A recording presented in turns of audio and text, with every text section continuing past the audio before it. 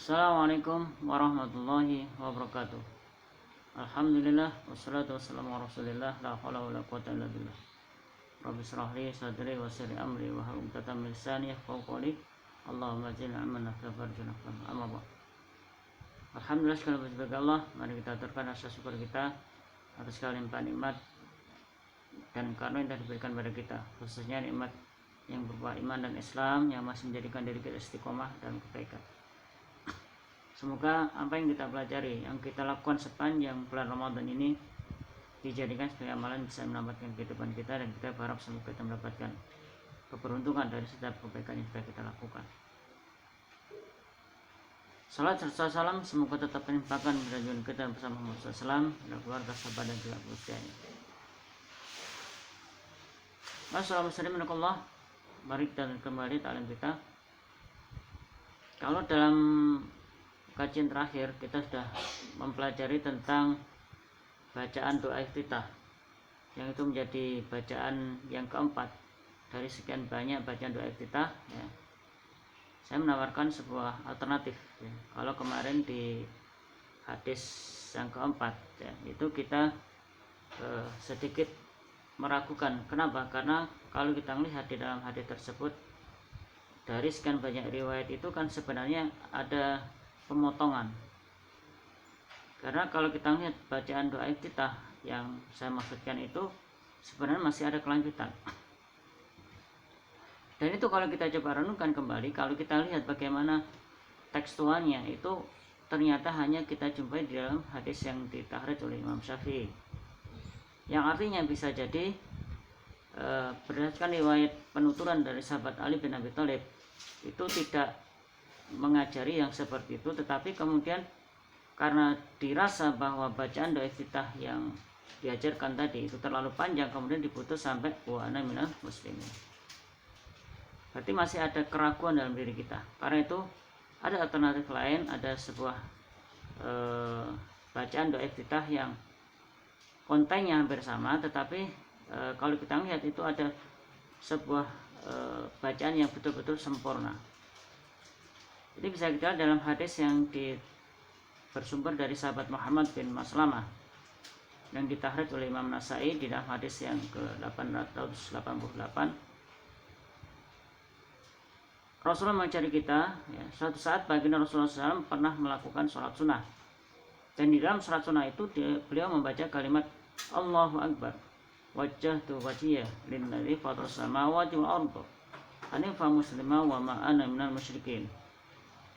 Inna sholati wa nusuki wa mahyaya wa mamati lillahi rabbil alamin la syarika lahu wa bidzalika umirtu wa ana awwalul muslimin.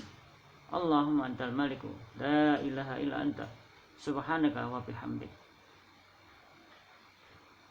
Di dalam hadis ini, ya, ada sedikit kesamaan di dalam hadis yang terakhir yang kita pelajari. Jadi kalimat yang hampir sama, tetapi di ujungnya ada tambahan Allahumma antal maliku la ilaha illa anta subhanaka wa bihamdik. Saya memberikan alternatif bacaan ini karena kalau kita terbiasa dengan bacaan wajah tuh, ternyata berdasarkan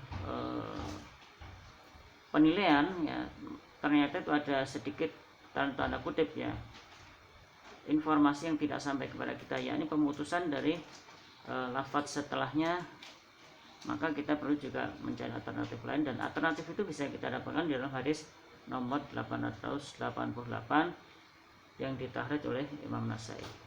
Semoga ini bisa menjadi alternatif bagi kita semua. Lafaz pertama dari kata Allahu Akbar itu bisa dimaknai dengan kita membaca takbir saja, Allahu Akbar, kemudian langsung dengan membaca doa iftitah wajjahtu wajhiya lillazi fataras samawati wal ardh hanifan musliman wa ma ana minal musyrikin.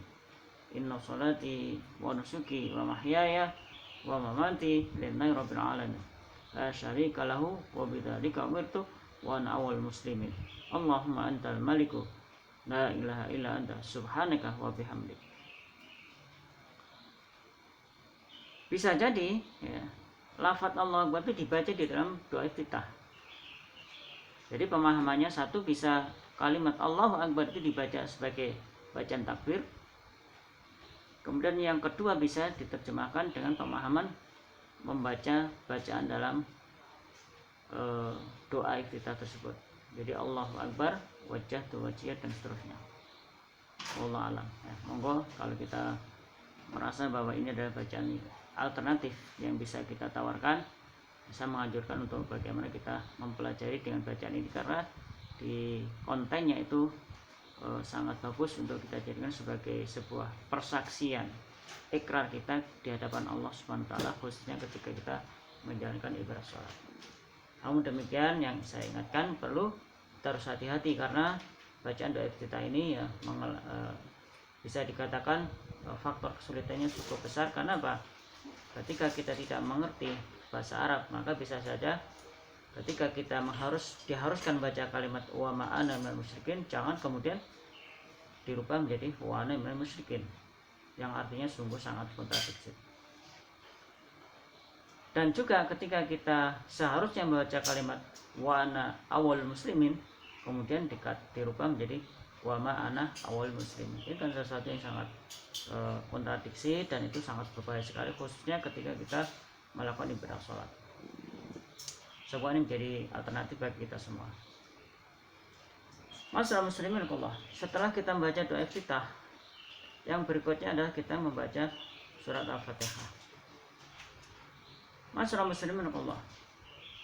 Surat Al-Fatihah ini merupakan surat yang spesial. Surat yang perlu kita pahami bersama bahwa surat Al-Fatihah itu termasuk bagian dari sholat yang kita kerjakan. La sholata liman lam yaqra bi Fatihah. Tidak sah sholat seseorang tanpa membaca Al-Fatihah. Jadi pemahaman yang benar tentang surat Al-Fatihah itu dituntut. Karena jangan sampai nanti ketika kita sudah mengulang kalimat yang sama, khususnya kalimat ihdinas shiratal mustaqim, ya Allah tunjuklah kami jalan yang lurus, kita paling tidak minimal kita membaca kalimat ihdinas shiratal mustaqim itu sebanyak 17 kali di dalam sholat wajib sehari semalam. Jadi kalau kita sudah membaca itu tetapi kita tidak pernah kunjung mendapatkan hidayah, itu yang menjadi persoalan bukan bacaannya, tetapi apakah kita mengerti, memahami kalimat yang kita baca di dalam sholat yang kita baca tadi. Allah sudah mengingatkan kita di dalam Al-Quran dengan kalimat ya ayyuhalladzina amanu la taqrabus sholata wa antum sukara hatta ta'lamu taqulun al-ayat. Wahai orang beriman, jangan kamu mendekati sholat ketika kalian dalam keadaan mabuk, hingga kamu mengerti apa yang kamu katakan, apa yang kamu baca.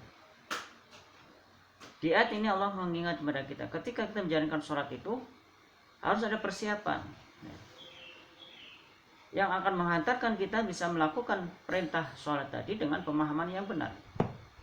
Jangan sampai ketika kita dalam kondisi tidak siap, misalkan dalam satu saat kita ngantuk berat kemudian kita memaksakan diri melakukan sholat, atau ketika dalam keadaan capek sekali, capek yang betul-betul capek sehingga kita tidak bisa konsentrasi dengan bacaan yang kita baca, itu kita dilarang untuk melakukan sholat dalam keadaan seperti itu. Karena bisa jadi maksud kita adalah memuji Allah, menyanjung Allah, tetapi yang terjadi adalah kita melaknat diri kita sendiri lantaran apa? Bacaan kita tidak terkontrol.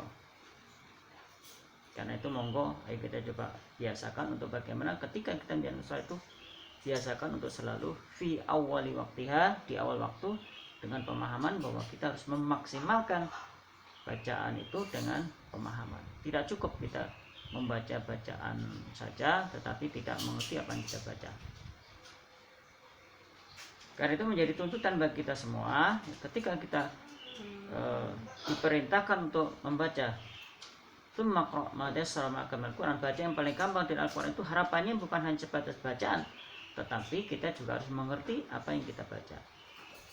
Diberikan kemudahan, tapi kemudian itu harus kita optimalkan sehingga kita bisa memaksimalkan sholat yang kita baca, sholat yang kita kerjakan, khususnya bacaan surat Al-Fatihah. Semoga ini menjadi catatan kita, dan kita berharap semoga Allah memberikan kekuatan pada kita untuk menjadikan ibadah kita menjadi ibadah yang makbul, ibadah yang diterima. Demikian yang bisa saya sampaikan. Mari kita cukupkan dengan bacaan alhamdulillahirabbil alamin. Subhanakallahumma wa bihamdika asyhadu an la ilaha illa anta Astaghfirullah. Kurang lebihnya mohon maaf. Assalamualaikum warahmatullahi wabarakatuh.